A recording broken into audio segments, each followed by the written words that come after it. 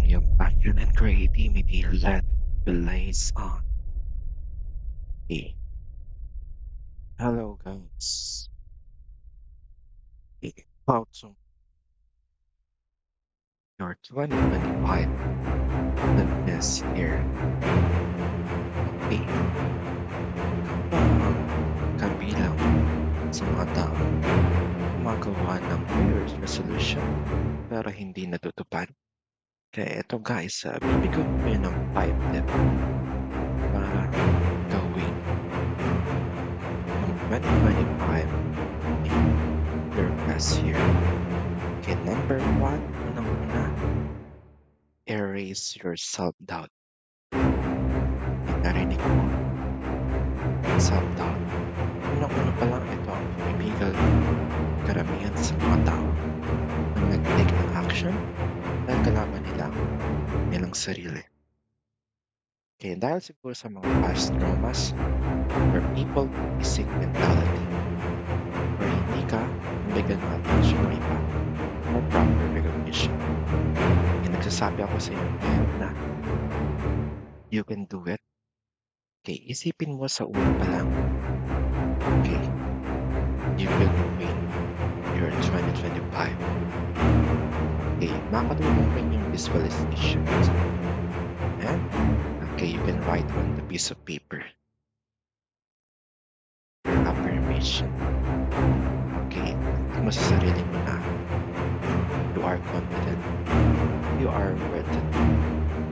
Okay, and we are infinite beings. Lahat ay kaya nating gawin, guys. Number 2 is have a clear plan. Okay, dito, kakamali ang iba. Hindi tama na lang. Okay, lagi ka lang nagte-take ng action, hindi mo alam kung saan ka papatungo. Okay, you can try setting smart goals, specific, measurable, accurate, relatable, and timeline. You should put timeline. Okay, deadline. Maglagay ka ng deadline para sa sarili. Okay, next. Number 3. Ito. Patamaan dito yung mga overthinker. Start taking action. Okay, while learning. Hindi pwede yung, okay, aral ka lang aral. Okay. Panood ka ng panood ng YouTube videos, okay, tutorials, inspiration, motivational. Okay. Para panood mo, hindi ka na nag-take actions. Okay, ang gawin mo, okay, I suggest, okay, you watch one video, and then, okay, gradually take action. Okay, so, mas effective yung learning, okay, while taking action. Okay, number 4 is eliminate distractions. Okay, ito yung mahirap na pansin, guys, yung mga fish, mga addiction natin. Okay, first, alisin nyo na yung alak. Okay, smoking, the unhealthy habits, okay, the binge eating,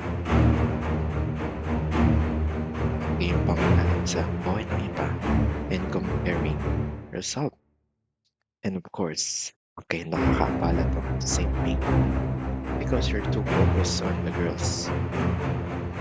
Okay, I think focus on yourself first. Okay, and the girls will be attracted to you. Okay, itigil mo na. And number 5, focus on one thing first. Okay, ito yung sakit ng karamihan, guys. Okay, as I'm multi-passionate being, like, okay, marami rin akong hobbies, marami rin akong subukan. Okay, kaya ito, okay, nangangapa ako dahil hindi ko kayang magsabay lahat. Okay, our time and energy is limited, so pwede mo namang subukan lahat. Okay, but okay, one thing at a time. Okay, you can try isang view. And okay, and you can set 100 videos a goal. And sa tingin mo, ano yung progress mo? Kung magugustuhan mo siya or kung ipagpapatuloy at kung masaya ka sa kinalabasan ng action. Okay, pag may nakita kang progress on, merong mga taong nagsusupport sa'yo. Okay, pagpatuloy mo yan. Okay, and then, okay, tuloy mo lang siya hanggang maging, for example, okay, 1,000 followers ka na. And then, pwede mo nang magdagdag ng ibang hobbies or ibang content. Dahil kilala ka na. Okay, kilala na yung personality mo ng mga viewers mo, yung consumers. Kumala na sila sa'yo. And masasanay rin sila.